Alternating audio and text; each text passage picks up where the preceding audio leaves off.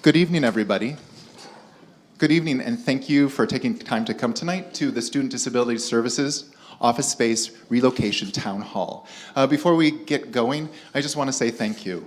We're very excited about this opportunity to share a brief update with you of the process that's been occurring, all of that student-driven, and then we're going to provide, most importantly, an opportunity for you to share your ideas and feedback about how we can keep that moving forward. Thank you. Thanks for that pause. My name is Brett Goethe. I'm Assistant to the Vice President for the Division of Student Life. Welcome, everyone. I am Maria Bruno, and I'm the Executive Director of Belonging and Inclusion and Assistant to the Vice President of Student Life as well. So what we're going to do is we're going to provide you with a brief agenda so you know what our time together is going to be. First thing that we're going to do is there's going to be a committee process overview. Katie Ecker is going to provide that. Katie is one of the students that has been the driving force behind the relocation process. Next, we're going to be talking about some space opportunities. So a lot of this is about space and utilization and what students want to see student disabilities see in the future. We're going to look at some short-term and some long-term opportunities. Information gathering, most importantly, some of you may have already participated in the online survey. Dr. Maria Bruno is going to talk about that and also tell you how we're going to be using that data to guide some of our processes. Then, most importantly, number 4, we're going to get to discussion. The way we think we might treat the discussion is we're going to invite some time for you all to get together and discuss. I just threw that on the floor, I apologize. And then we're going to report out in groups and kind of talk about what's going on, and we really want that time to be where we focus most of our time. And then we're going to end with next steps with Dr. Maria Bruno. First, we're going to start with the committee process overview. I'd like to bring Katie Ecker to the front. Hello, everybody. I am so excited to be here tonight. My name is Katie Ecker. I am the president of UI Students for Disability Advocacy and Awareness. And this has been a really, really long time coming. And before we really dive into things, we wanted to give you guys a little bit of a background on how we've gotten here. And so some of you may have seen this already, but we created a video that kind of goes over the history of how we've gotten here over the past year. And so we're just going to go ahead and show that and hopefully give you some insight and context for the conversation going into tonight. Calling all Hawkeyes with disabilities. In fall 2018, student org UI Students for Disability Advocacy and Awareness started a petition to relocate the Student Disability Services Office, or SDS. Presently, the SDS office resides in the basement of Burge Residence Hall. Two of the primary issues cited in the petition were accessibility concerns and an unwelcoming location. In just 46 days, the petition was signed by over 3,000 graduate and undergraduate students, or 1 out of every 10 students at the University of Iowa.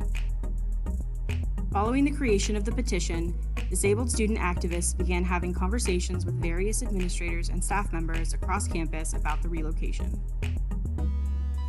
Meetings and discussions continued from the end of 2018 through fall 2019, led by the Division of Student Life. Considerations like accessibility needs, placement on campus, proximity to transportation, adequate office space, and more were discussed extensively. Staff, admin, and student leaders have had their voices heard on this matter. Now, it's your turn. The Division of Student Life is holding a town hall for students with disabilities on Thursday, December 5th. Students will be presented with a number of options currently on the table, as well as the pros and cons of each. In the days following the town hall, students will be able to review video of the event online and provide individual feedback regarding the SDS relocation. It's time for decisions to be made once and for all about the future of SDS. Don't miss the opportunity to have your questions answered and make your voice heard. Students can participate in the conversation in person or online. The Town Hall will be held Thursday, December 5th from 6 p.m. to 7:30 p.m. in the IMU Black Box Theater and will be streamed live online. Join other students with disabilities in empowering future generations of disabled students at the University of Iowa. For questions or accommodation needs, please contact the Office of the Vice President for Student Life at 319-335-2333 2449 or vp-student-life@uiowa.edu. Awesome. So now for a brief overview, I'd like to welcome up Karina Foster Middleton.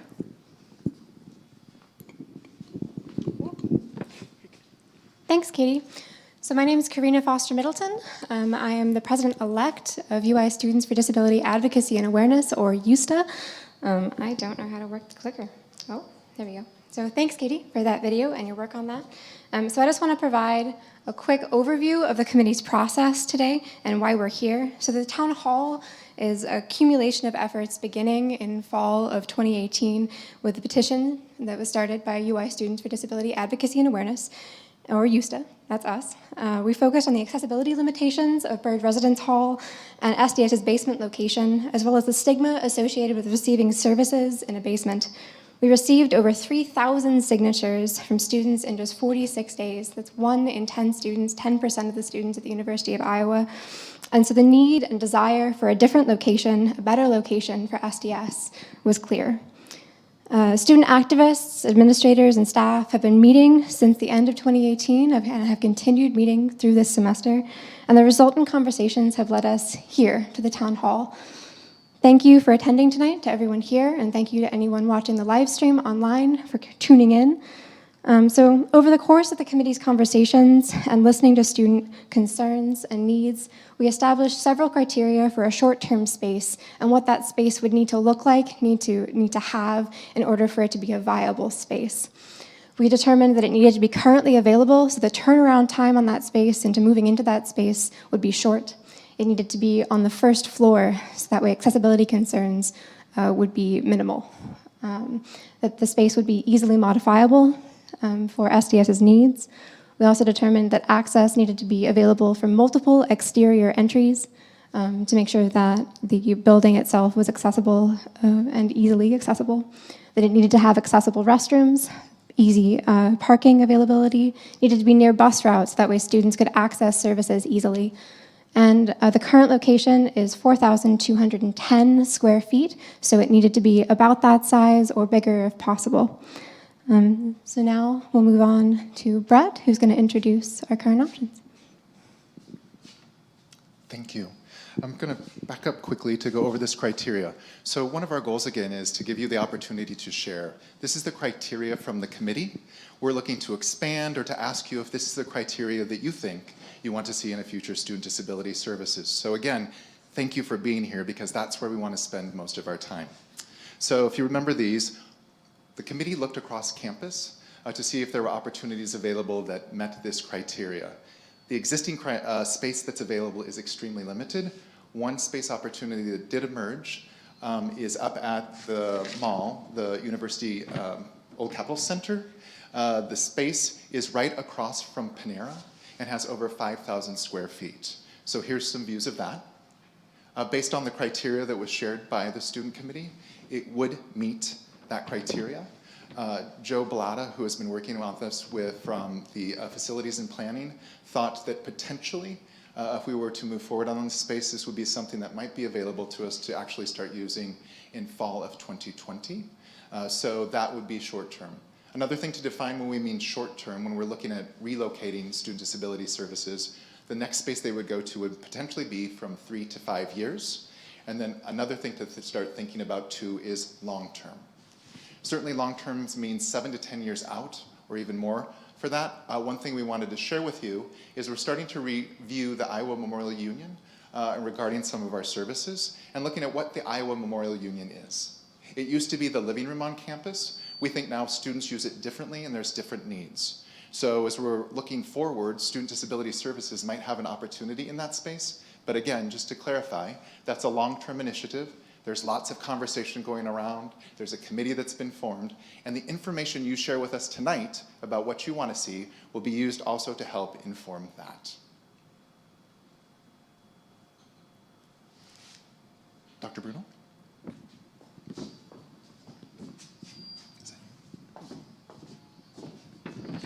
Okay, so tonight is really an opportunity for all of you to provide input in regards to the potential for SDS to be relocated. We created a survey And you should have a copy of the survey on your tables. Some of you may have already filled it out. So far, we have had 112 students complete the survey.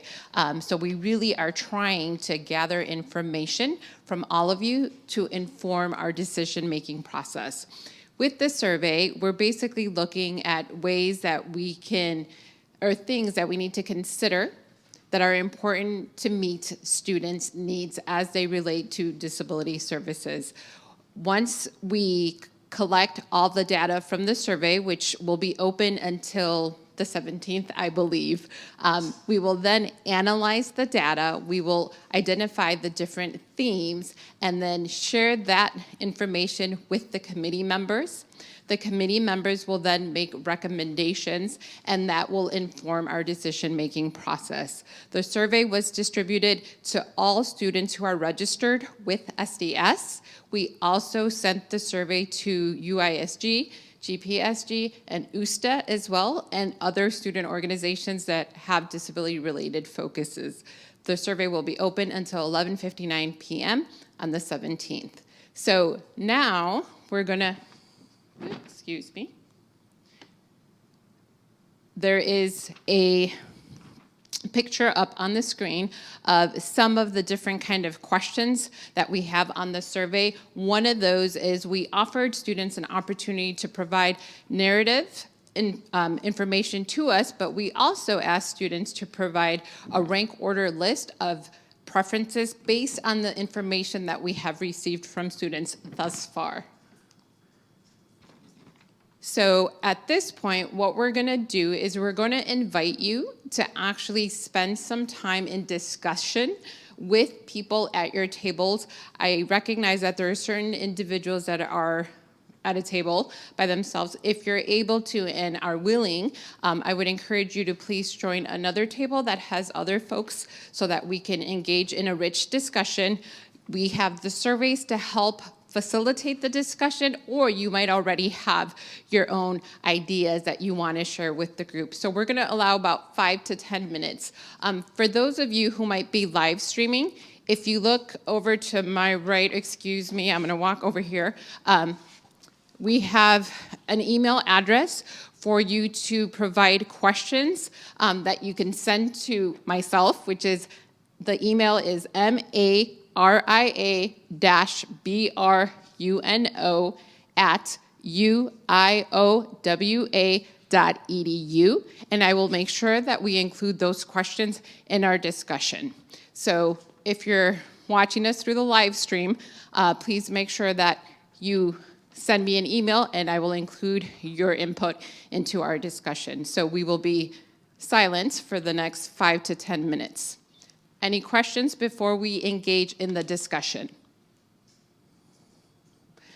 No one has raised their hand, so I'm going to go ahead and allow for you all time to discuss what your thoughts would be, okay? All right, if I can have everyone's attention, please. Thank you so much for engaging in discussion. At this point, what we're going to ask you to do is to raise your hand, and I will walk up to you and provide you with a microphone so that you can share some of the discussions that you had in your respective tables. Who would like to begin?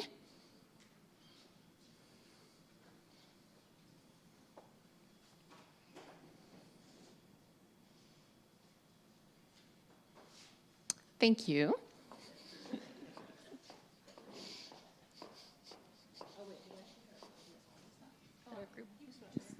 Okay. Wait, so all of it or just like parts? I don't know. Okay, hi. Our group, these are like the main bullet point type things we discussed. So we think it would be we think that the space in the UCC would be really good for a connection to campus, there are so many other university-related offices in that building already that it would be an ability to do collaborations with like CDE, and the UCS has a smaller office in that location as well. Someone mentioned that financial aid had just moved there, so like a lot of different spaces. We talked about the need for bathrooms inside of the space itself so that people wouldn't have to use the community ones because they probably would not be sufficient for like size or accessibility. We also said that more space, because it's a larger space than the current location, it would have potentially more room for like trainings or group discussions or a support group or study spaces, like more built into like right now right now SDS is not large enough to have space for like just hanging out and like spending time and just going into like say hi to whoever's hanging out. I don't know. And let's see. I don't know. Did I miss anything? Sorry? Oh, yeah. And we also talked about how it would be a good opportunity to install like a larger space for with a hearing loop to have opportunity for like new students or is that what you said, Claire? Like new student orientation that Claire had heard from a different university doing a similar model. Yeah. Did anybody else want to add from our table? Oh yeah, and also having a gender neutral restroom as well, besides just like the binary ones. Thank you. We're going to allow Brett a little bit of time. Oh, okay, good. Any of the other two tables would like to share?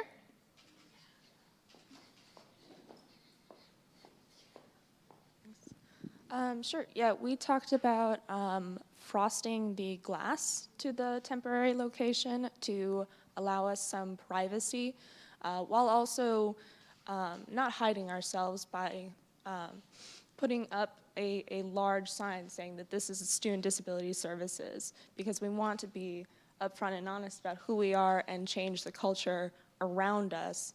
Yeah, that's pretty much that. Anybody else? Like the other table, we also discussed the proximity to other university services. It's really, really close to financial aid, to the service center, to CDE.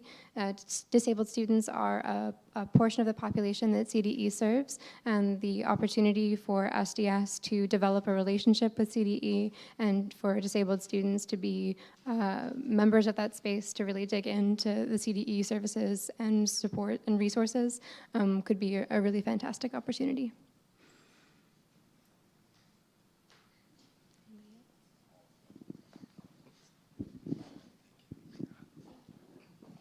The one thing that I mentioned with the move to the Pep Mall, just out of curiosity, was like worried about and the quietness of the testing center. If it was in the Pep Mall, just making sure the activity around the Pep Mall is not as much. Like the Burge basement was pretty quiet. That was the one positive.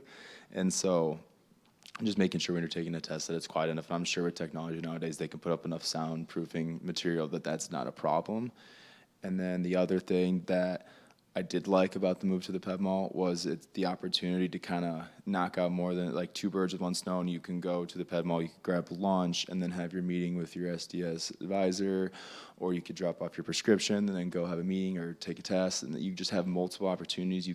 Makes you feel more productive in your day if you can just knock out more than one thing at once.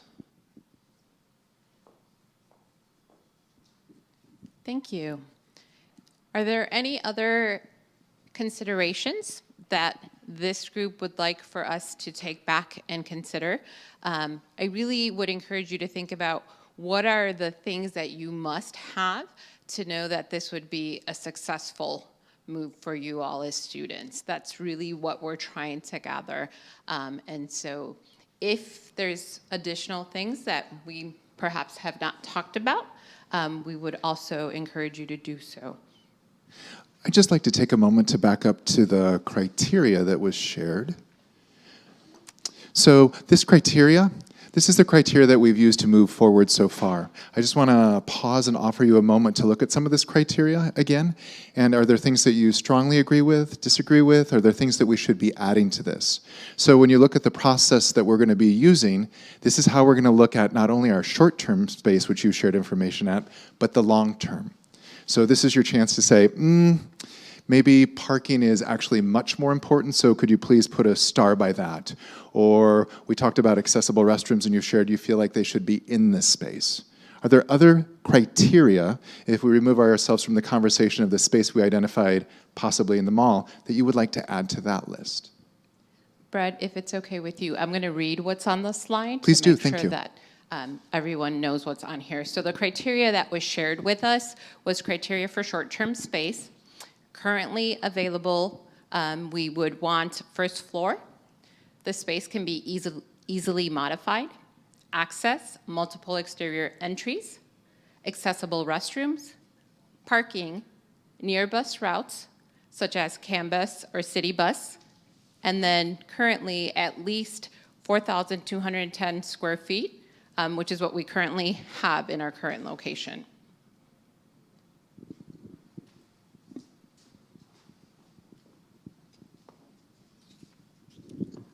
I think I would like to see added that it be integrated with other student services offices and not isolated and alone like it is.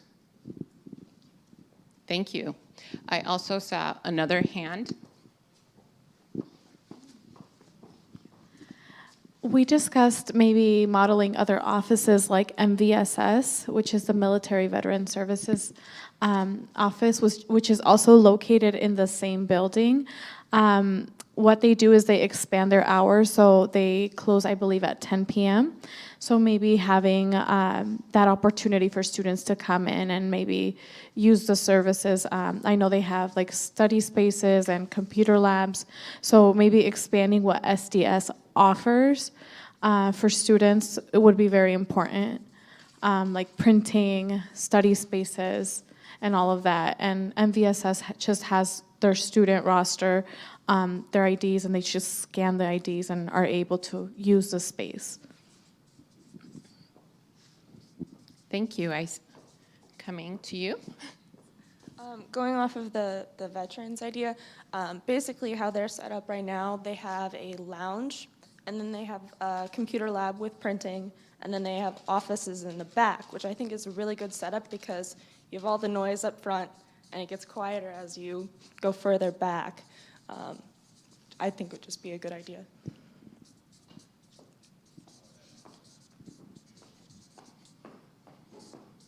And to just add on to those points about that, like with the computer lab, maybe add something like some accommodative type, like so for people with like bad vision, they could have bigger screens or like big desks if someone needs a bigger desk to study at, just kind of some accommodative studying utensils. Wonderful. I'm coming towards you.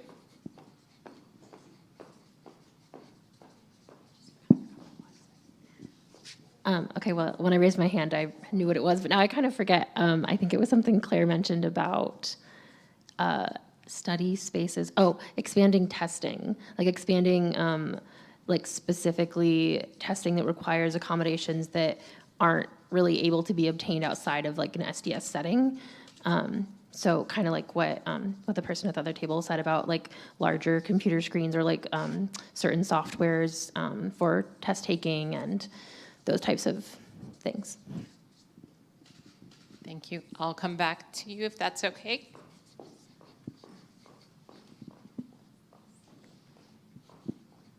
Thank you. As someone who uses a lot of assistive technology, there's not many like computer labs on campus that have those like dictation software, text-to-speech software that are already installed on the computer, and having a computer lab that is specifically designed for accessibility, physical and learning accessible. Yeah. Thank you. I'm coming back to you.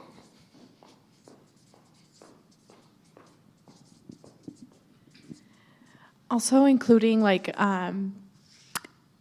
napping pods. The College of Engineering has these, and and other type of like flexible seating or like desks that go up and down, like just things that are just flexible in terms of the way the space looks and feels and all that.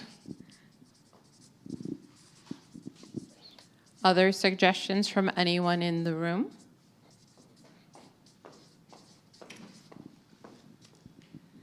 Something else we discussed was how the SDS office had an external program review this semester, and students in particular were wanting to factor in any recommendations of that review into an evaluation of a space consideration, for example, because if there were recommendations of expansion of services that we haven't perhaps even thought of in this meeting, that is something that should be factored into this decision, and I don't know how accurately we can make that decision without that type of information. Thank you. I just wanted to update everyone. I checked my email to see if we had any questions from viewers for the live stream, and we have not had any additional questions or comments. Any other thoughts, recommendations? I am coming to you. Something we talked about in regards to long-term was proximity to just like the center of campus, which hopefully the survey will help us define a little bit more what that is. But anything around the Pentacrest is generally going to be considered, center of campus-ish. And there's a number of different locations that could be possibilities for a long-term location, including the IMU, which we talked a little bit about.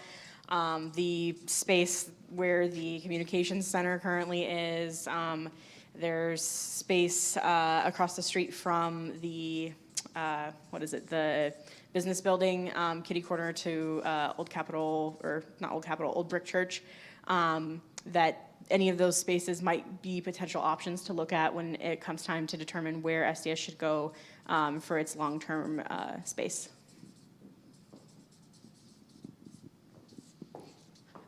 I'm coming to you. Expanding the food pantry to be a lot more inclusive to dietary restrictions, like having gluten-free options. Okay. Would it be helpful if we reviewed what you all have shared with us thus far? If you think so, please raise your hand. Okay. I think that means this would be helpful if we review this. So Brett, would you help us? Certainly. Our discussion for the space, connection to campus, other offices exist in the UCC space, for example, University Counseling Services and Financial Aid. Next point was bathrooms inside of the space. Gender neutral was brought up, and accessibility. Third bullet was larger space for a group discussion, training opportunities, the opportunity to hang out. Then we went to large space, new student orientation opportunity. In terms of the existing space, next bullet, frost the glass for privacy. Part of that comment also was a large shine to change the culture, to acknowledge our presence on campus. Proximity, next bullet, proximity to other UI services, relationship with other services to connect and build upon those services. Function of space, quietness of the testing center. Currently, the Burge basement is quiet, but something certainly to take into consideration. Next, lunch plus meeting with student. So this was just talking about location again. So I could have my lunch, I could have a meeting with my SDS advisor, take a test, and feel productive, that space. So that criteria, how do I feel productive as a student? Again, integrate with other offices. Use services, expand what SDS offers in terms of, these are perhaps things that don't exist right now, like printing for paper, study spaces, can scan my ID. The veteran space currently has that opportunity, and like to see if that would be an opportunity for SDS moving forward. A veteran space came up again, just talking about the way that it's built. It appears the noise is in the front, and as you move to the back, it gets quieter for some reflective spaces. Accommodate studying, and the tools that we need to accommodate studying actually in this space. Expanding testing with accommodations, large computer screens and software, and that is built on here, computer dictation software, speech recognition software. A lab designed for physical and learning accessibilities that's permanent. Napping pods, flexible seating. How the space looks and feels is just as important. Sorry, I'm all over. Number 5, review of SDS that occurred as a formal process. If we can take some of that information and incorporate that information into the space considerations. So that's something that we need to go back and use that information to look at how we're moving forward. Then we shifted to long-term when the time comes. Proximity to center of campus. Anything around the Pentacrest, IMU was brought up, communication center space was brought up. So again, being really thoughtful about where we find that space and that it needs to feel like it's in that center of campus. Other comments, expanding food pantry to include gluten-free options. And those are the comments that I had. Anything that I need to edit or add to?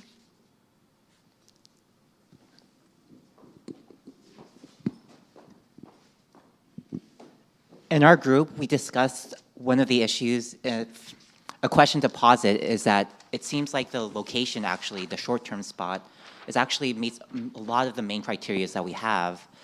Is there something that's missing, a question to posit, that we need to address, or what do we need to have as a certain benchmark maybe after we move to see, is this actually something that could be a long-term solution, or maybe we need to be looking for other places? So it's a question to the group.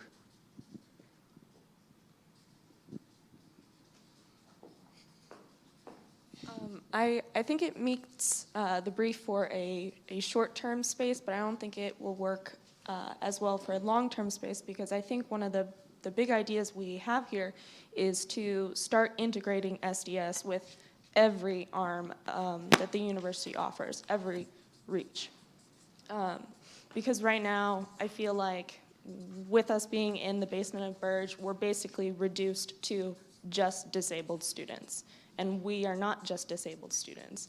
We're veterans, we're mothers, we're so much more than that. And I think that our new space needs to be large enough to reflect all of that.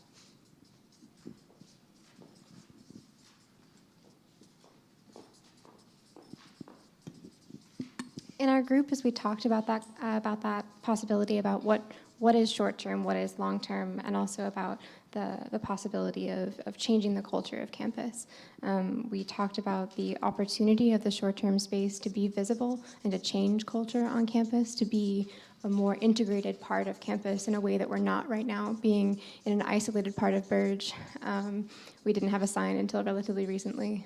And the opportunity that a long-term space meets is to think towards the future as we have increased students. SDS serves more students every single year. And so a short-term space meets the right now, but a long-term space can meet the who we are in the future. And I think that's important to remember. I am coming to you. Oh, I'm sorry.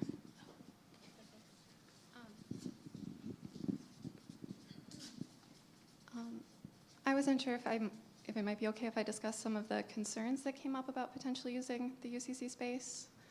So I had a student raise a concern to me that it is on a bus route, but most of the buses head south. So for anyone living on the north side of campus, they would have to ride the bus all the way around if they needed to use the bus to get back to the north side of campus. I think either on Red Route or Interdorm.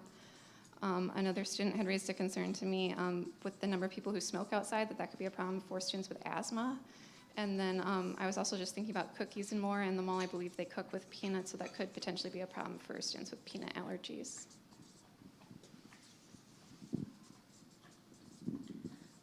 This was reflecting on Thomas's comment, I think, about what would be needed for a long-term solution. So I think if we were to place the SDS that currently exists that has academic-based services in the space now, I don't know that I would feel as much need for a permanent space that would be much different, but my hope is that there would be an expansion of services to include a lot more like holistic services. And so I think then I would want a larger space that was a lot more integrated in with other services as well. Like I've kind of envisioned, I don't know, like academic retention and more academic-based services all being combined, and like that would include SDS. But I don't know. That's a very, very like small brief thought I've had, so yeah. Any other responses to the question? Would it be helpful to review the responses to that particular question? If so, please raise your hand. Okay. So the question was raised, short term seems to meet criteria. Are there things that are missing? Was the second part of our conversation. Brought up integrate SDS with other offices. We're currently in the Burge basement. That reduces us to just quote unquote disabled. We're more than that. We're moms, we're uncles, we're veterans. Short term, we're isolated in Burge. Short term on a positive, it's visible. We can change that culture. Long term space, really stop and reflect on who we are and take careful consideration into what that will mean. UC space, some concerns that were brought up. Most buses head south, so if you're going north, you have to take the bus a long way. That was CAN bus. There is smoking at the entrance of the malls, which could be an issue for people, and then also peanut allergies and specific cookies and more was called out. Another long-term suggestion that came up, current academic expansion to holistic services. An example that was given was academic retention. Okay. So we have quite a few recommendations and things to consider that we can share with our committee. Any last comments before we move on to the next step? Okay. So next steps then are going to be, we are going to continue to collect more data. And so the survey, like I said earlier, will continue until the 17th. Once we get that data, then we will code it. We will identify themes. I will review the data with the committee. The committee will identify criteria for student disability services relocation. And we will work with the committee and campus partners to make recommendations and keep moving forward. Is there anything else that anyone would like us to consider through this process at this point?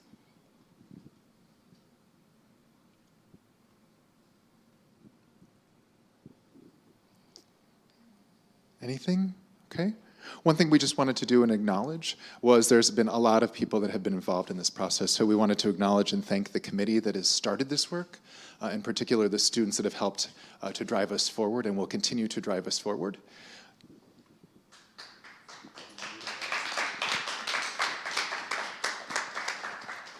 I want to make sure that we also read the names so that everybody is aware of the names. I'm going to apologize because I might mispronounce names, but I will do my best. Katie Beard, Joseph Bellotta, Emmeline Brown, Andrea Courtney, Holden Day, Katie Ecker, Brett Goth, Mark Harris, Sarah Henry, Noelle Mills, Karina Foster Middleton, Thomas Pack, Anoop Podol, Angie Reams, Scott Seagram, Melissa Shivers, Allison Steger, Siobhan Staval, Michael Venson, and myself, Maria Bruno. Oh, I'm sorry, Claire. Did I skip it?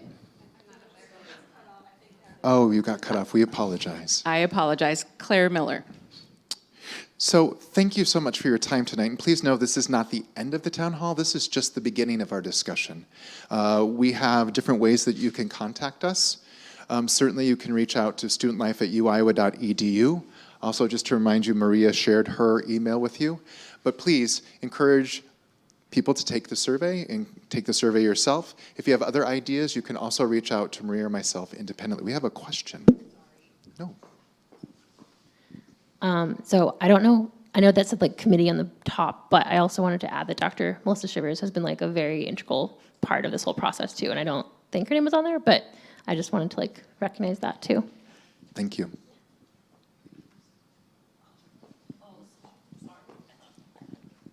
All right, well, that concludes our town hall. Thank you so much for spending time with us and for sharing your opinions with us. It really matters to us, and we appreciate each and every one of you. Thank you so much.